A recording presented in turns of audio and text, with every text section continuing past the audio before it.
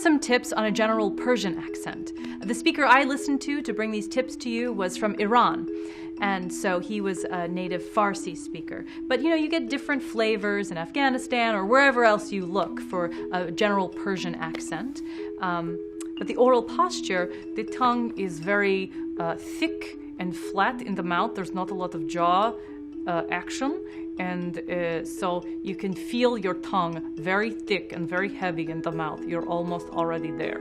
If you sigh through the sound, you get that oral posture right, and you sigh through it. It's like an sound. That's the thinking sound in this general Persian accent. Where in American English we'd say in your oral posture for Persian, it's So in your Persian accent, the T, TH, and D sounds become very dentalized. So that, this, they. Dentalized, meaning your tongue is right up against your teeth. That, this, they, time. Try that. Z sounds become unvoiced to an S sound. So plans in an American English accent would be plants. Very short and devoiced at the end. Plants. On the same token, V sounds turn into the unvoiced version F sounds. So instead of have, you have hef. Hef.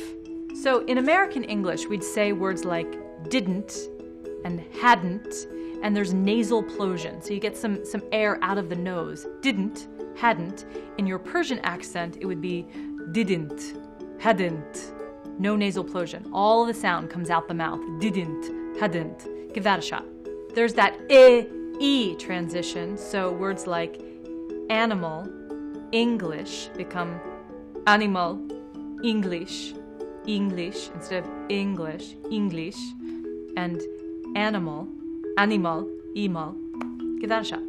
A lot of diphthong sounds, so a lot of two-element American English sounds like O, as in goat, and own, become pure, like goat, own.